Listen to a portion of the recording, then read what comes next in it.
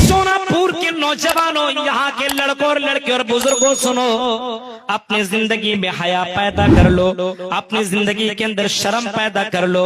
जब आपकी जिंदगी के अंदर हया पैदा हो जाए तो मेरे भाइयों आपके अंदर ईमान भी पैदा हो जाएगा। अगर हया खत्म तो ईमान भी आपकी जिंदगी से चला जाए। से शर्म नहीं करते, लोगों से शर्माते कि लोग क्या कहेंगे। अब यहाँ कटिहार सोनापुर का आदमी चुपके यहाँ कोई काम नहीं करेगा, जानता है बगल वाला ये है, वहां ये है, वहां ये है। अगर इसको गलत काम करना हो तो ऐसी जगह में पहुंचेगा जहां पे इसको कोई जानने वाला नहीं।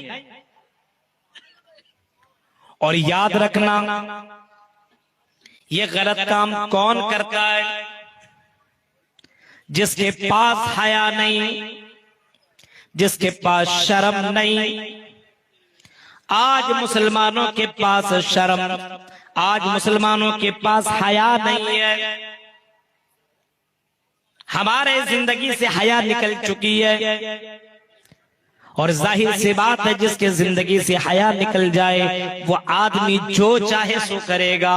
फरमाया इज़ा लम तस्तही फस्ना मा शीता, जब तुम कोई काम करने लगो जिसके पास हया ना हो तो वो जो चाहे सो करे।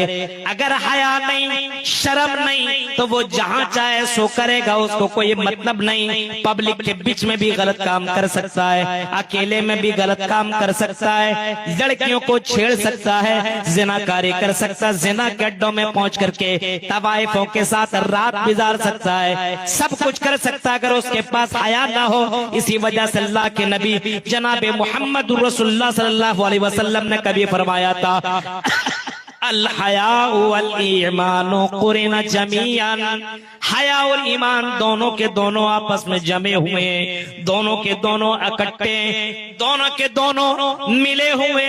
हया और ईमान दोनों के दोनों साथ में रहा करते हैं। फैज़ा रुफिया अहदुहुमा रुफिया अल आखर, अगर एक चीज तेरी जिंदगी से निकल जाए तो दूसरी चीज भी निकल जाएगी। हया समझ रहे हैं? ईमान अगर आपकी जिंदगी में तो हया भी है, और आपकी जिंदगी में हया है तो ईमान भी है। अगर आपकी जिंदगी में ईमान नहीं तो हया नहीं, और अगर हया नहीं तो ईमान भी नहीं है। मुसलमानों, आज हमारे समाज के अंदर जो भी हयाई आ चुकी है, बेशर्मी आ चुकी है। आज हमारे यहाँ जो बेकार काम हो रहे हैं, आज जलसे जुलूस के अंदर लड़कियों के ऊपर डोरे डालने वालों, और हर अक्सर और बेशतर का नजरिया यही होता है कि चलो जलसा चले और हम इंजॉय करें, मस्ती करें। बाज लड़कों को यहाँ तक कहते हुए सुना गया है, और बहुत से लोग कहते हैं मौलवी साहब जलसा में तो लोग इस वजह से बहुत से लड़के आया करते हैं ताकि वो इंजॉय करें, मस्ती करें, और बहुत सी लड़कियां भी हयाई फैलाने के लिए आया करती है। मेरे भाइयों, जरा तसव्वुर करो, जिसकी जिंदगी में हया हो उसकी जिंदगी में ईमान भी होगा, और जिसकी जिंदगी में ईमान होगा उसकी जिंदगी में हया भी होगी। आज हमारे यहाँ हया और ईमान दोनों चीजें गायब है। ईमान तो है ही नहीं। आज अल्लाह से कहां डर रहा है? अल्लाह से डर रहा है? आज अल्लाह से डर नहीं है, आज लोगों से डर है कि पब्लिक क्या कहेगी, लोग क्या कहेंगे। आज हमारी जिंदगी में हया नहीं है। अगर हम पब्लिक में लोगों के सामने डर रहे हैं तो अल्लाह के सामने क्यों नहीं डर रहे हैं? हया बहुत जरूरी है, शर्म बहुत जरूरी है। ऐ मुसलमानों और ऐ सोनापुर के नौजवानों, यहाँ के लड़कों और लड़के और बुजुर्गों, सुनो, अपनी जिंदगी में हया पैदा कर लो, अपनी जिंदगी के अंदर शर्म पैदा कर लो। जब आपकी जिंदगी के अंदर हया पैदा हो जाए तो मेरे भाइयों आपके अंदर ईमान भी पैदा हो जाएगा। अगर हया खत्म तो ईमान भी आपकी जिंदगी से चला जाएगा। अपनी जिंदगी में हया पैदा करो, अपनी जिंदगी के अंदर हया पैदा करो। क्यों? इस वजह से अल्लाह ताला हया वाला है, अल्लाह ताला भी हया करता है, और रसूल अकरम सल्लल्लाहु अलैहि वसल्लम भी हया वाले थे। अपने नबी सल्लल्लाहु अलैहि वसल्लम की जिंदगी देखो। ऐ मुसलमानों, अपने उस नबी नबी की जिंदगी देखो जो हमारे और आपके लिए आइडियल है, नमूना है, हमारे लिए और आपके लिए सरदार है, उसवाए हसना है। जनाबे मोहम्मद रसूलुल्लाह की जीवनी आप पढ़ेंगे, कानन नबियो सल्लल्लाहु अलैहि वसल्लम अशद्द हया मिनल इज़रा'i खिदरिहा। आपने फरमाया, अल्लाह के नबी सल्लल्लाहु अलैहि वसल्लम के बारे में आता है कि अल्लाह के नबी कुंवारी लड़की से भी ज्यादा हयादार थे।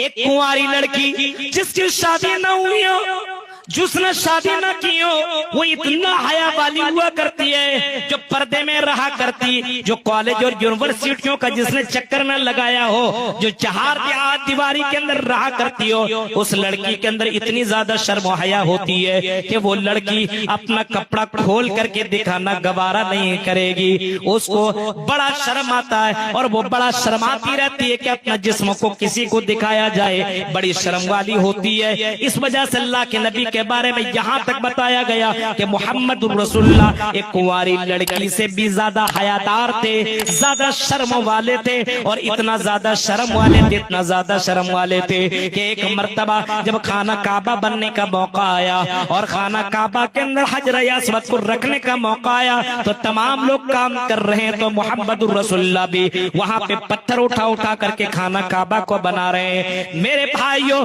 उसी दरमियान आपकी चादर आपके कंधे से नीचे उतरी, जमीन के ऊपर गिर गई और आपकी नजर आपके कंधे के ऊपर पड़ी। जैसे आपकी नजर आपके कंधे के ऊपर पड़ी, मोहम्मद रसूलुल्लाह ने अपना चेहरा, अपना जिस्म देखा तो अल्लाह के नबी सल्लल्लाहु अलैहि वसल्लम बेहोश होकर के जमीन के ऊपर गिर गए।